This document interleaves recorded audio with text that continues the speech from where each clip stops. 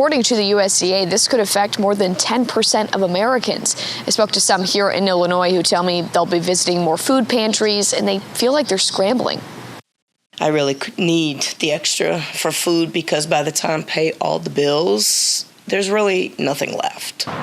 Lisa Weaving is part of the 15% of Illinois residents who rely on food assistance. She's in cancer remission and can't work right now. She lives in a building with older adults and others on disability. The entire building right now is in an uproar because they don't know where they're going to get their food from. Yes, we have the bread line across the street, but that's only one meal a day. She says their plan, get help anywhere they can.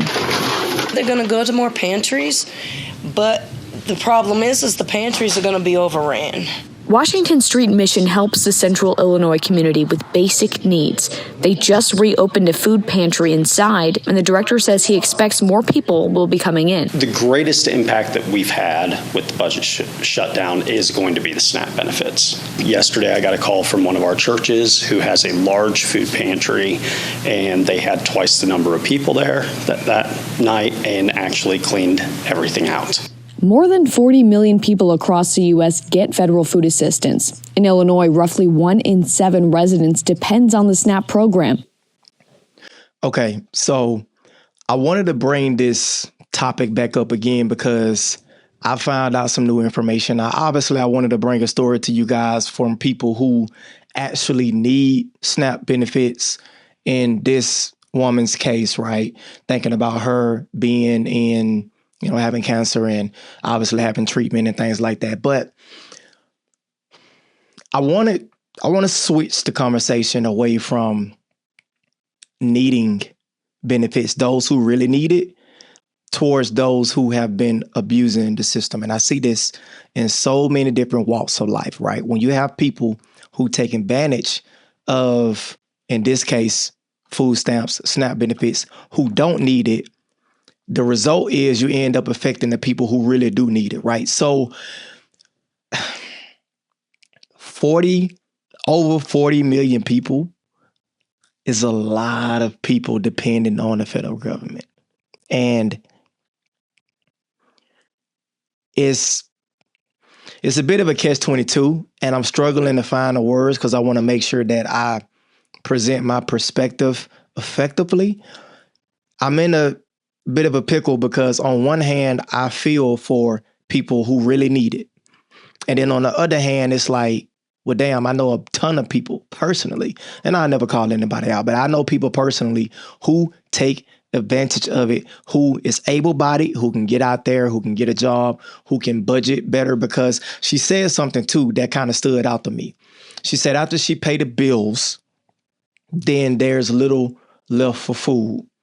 Well, if I'm not mistaken, aren't you supposed to build your budget with food being allocated in the budget itself? See, I think a problem that many people are not talking about is that we have a problem, not us in general, Americans, have a problem with overspending. I'm going to say it again. I think we have a spending problem. Yes, you can always go out there and earn more money, and earning more money saves, obviously it take care of most problems, right? But there's also the elephant in the room that people are not adjusting is that people are not following a budget to begin with. So let me take you into the mind of somebody who used to be on SNAP benefits. If I knew I was getting a certain amount of money, $300, $500, $600 a month, whatever it was, right? I'm counting on that so I don't even allocate it into my budget. I know, well, food is going to be taken care of. But at the same time, in the back of my head, I always knew at any given moment that can be taken away. So if I don't have that allocated in my budget, but I'm gonna be real with you. If you went through some of my older budgets when I was on SNAP benefits, I had restaurants, fast food, buying things I did not need, all that over a month's time, probably.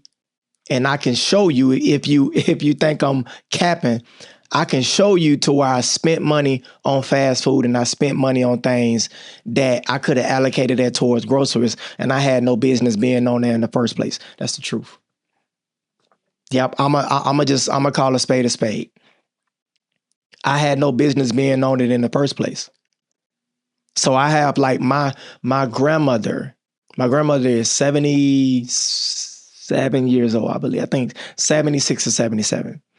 And she cannot qualify for SNAP benefits and food stamps because of the amount of money that she get from retirement. Now, she had her own business. She ran a daycare for years and years and years until she retired. But even with that, I used to talk to her about, hey, grandma, are you saving money for retirement? Are you putting money to the side? And to be candid with you guys, it saddens me. It really makes me sad.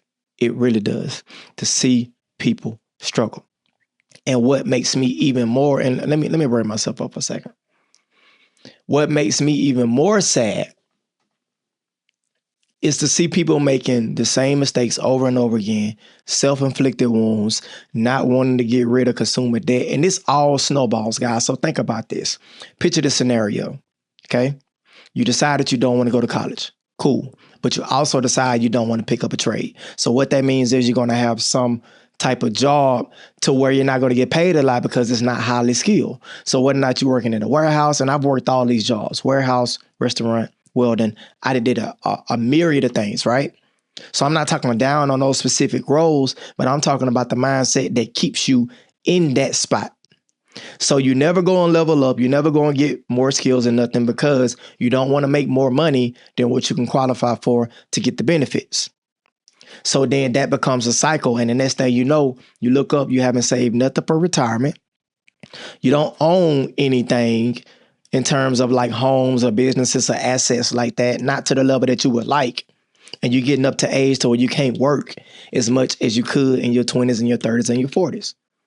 So it's so important for us not to waste these years. These are the prime years for us to gather as many resources as possible to where we cannot be one of the 40-something million people who need SNAP benefits, guys. And it's not even just this. You're talking about Medicaid, Medicare, Section 8. I can keep going on and on and on. There are so many different government subsidies that people become dependent on.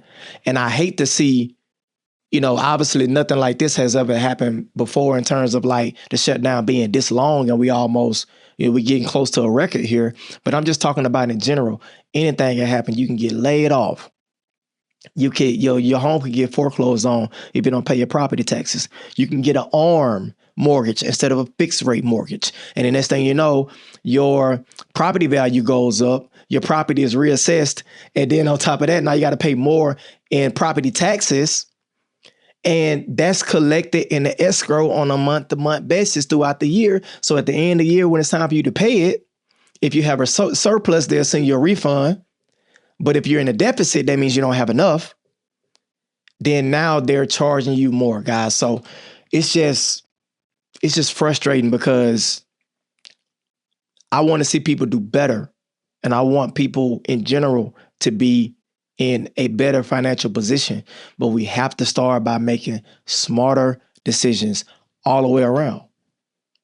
And yes, that means you might not be able to go to Tulum for a couple of years or go down to Mexico or whatever it is. Yes, that may means you need to buy a used car rather than going out there and financing a $700, $800, $900 auto loan.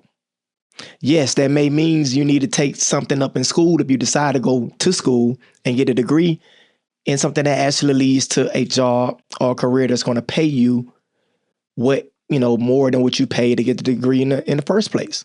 Or maybe you have to get a trade or something. But everyone is not cut out to be a business owner. Everyone is not cut out to